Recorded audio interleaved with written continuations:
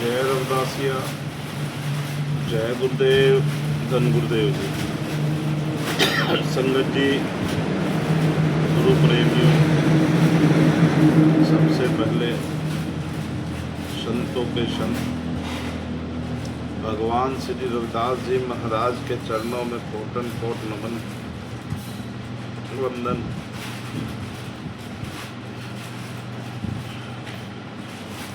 आज हमारा समाज एक बहुत बुरी दशा की ओर बढ़ रहा है।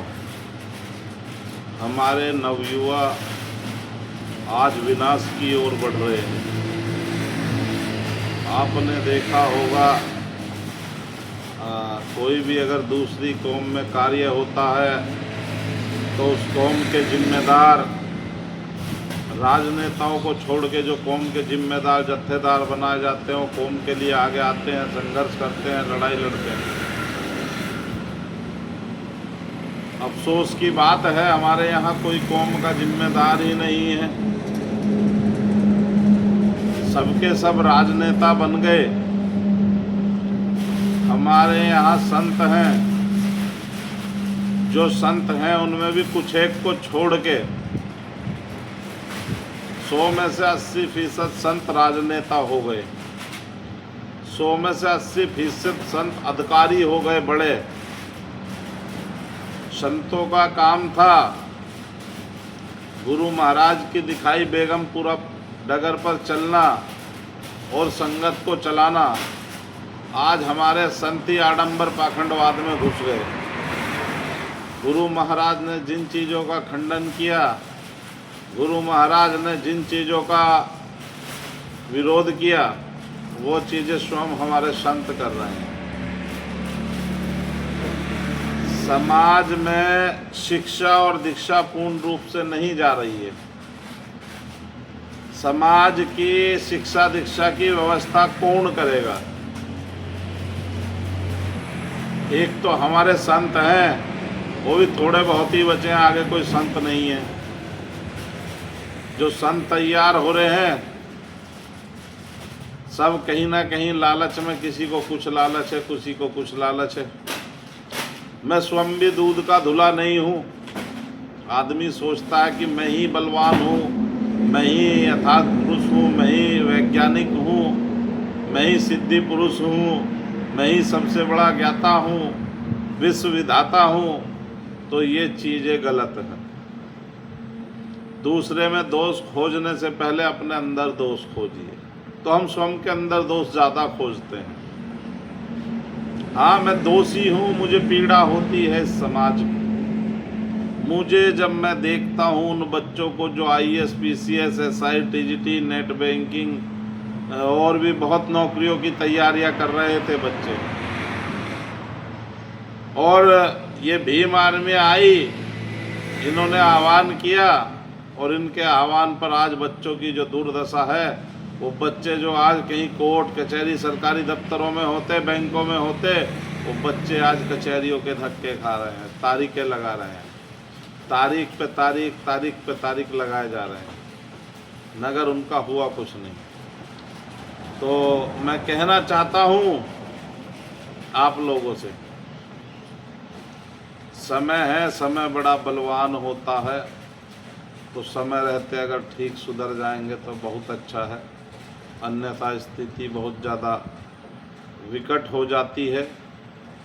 और जब स्थिति विकट हो जाती है तो संभालने वाला नहीं बचता है। आज जो मैं समाज में शिक्षा का स्तर देख रहा हूँ, शिक्षा के संस्थान देख रहा हूँ, तो 0 हो गया। खैर, हमारी तो शिक्षक संस्थान है नहीं है, जो हैं वो इतने महंगे हो गए, हमारे बच्चे शिक्षा ग्रहण नहीं कर सकते। सरकारी स्कूल हैं, उनको सरकार ने झुनझुना बना दिया। जाओ तो चावल खिचड़ी खाओ और अपने घर आके सो जाओ। जो सरकारी शिक्षक हैं और जो अभिभावक हैं, दोनों नहीं चाहते कि बच्चे वहाँ अच्छे से पढ़ें। अरे प्राइवेट स्कूल तो अब आए हैं, हम खुद सरकारी स्कूल से पढ़ के स्वयं शिखर पे पहुंचे हैं। हमारे साथ के करीब करीब जितने लोग हैं, कुछ लोग पढ़े होंगे प्राइवेट स्कूलों में, और सरकारी स्कूल का पढ़ा बच्चा कहाँ कहाँ नौकरियों में है आप देख सकते हैं। सरकारी स्कूल में जो मास्टर होते हैं वो इंटर पास बीए पास नहीं होते, वो डिग्री धारक होते हैं, अच्छी अच्छी डिग्रियां होती हैं उनके पास, अच्छा पेपर पास करके आए होते हैं, मगर उन मास्टरों का ज़मीर मर चुका है। वो इस समाज को डुबोने का काम जो सबसे ज़्यादा कोई कर रहा है तो सरकारी स्कूल के मास्टर अधिकारी हैं, ये लोग कर रहे हैं। ये लोग जिम्मेदार हैं इस देश की व्यवस्था को नरक बनाने के लिए। अगर ये बच्चों पे मेहनत करते और ये सरकारी अध्यापक अध्यापिकाएं बच्चों पर मेहनत करती तो आज शिक्षा के इतने बुरे हालात नहीं होते, खासकर दलित समाज के बच्चों के। मैं कम से कम 5000 स्कूलों का दौरा किया है उत्तर प्रदेश में। स्कूलों की हालत मत पूछो क्या है। कोई हमारी बहन जाती है ड्यूटी पे स्कूल में है तो बहन बैठी है, फ़ोन चला रही है, रिश्तेदारों से बात हो रही है, 4 बहन मिल गई बैठ गई, बस अपने जीवन की बात चल रही है। बच्चे खिचड़ी खा रहे हैं, खिचड़ी बन रही है, खिचड़ी खा के घर आ जा रहे हैं, पढ़ते 2-4 बातें पढ़ाई, पहले वाला अध्ययन कहाँ गया। तो मेरा निवेदन है, हाथ जोड़कर ये जो सरकारी स्कूल के टीचर हैं, अध्यापक अध्यापिकाएं हैं, भाई देश को बचा लो, आप लोगों के हाथ में है। अगर शिक्षा आएगी या तो आपके हाथ में है या संतों के हाथ में है। अच्छी शिक्षा मिल जाएगी तो इन बच्चों का आने वाला भविष्य संवर जाएगा, और संतों से निवेदन है अच्छी दीक्षा मिल जाएगी तो इनका जीवन संवर जाएगा।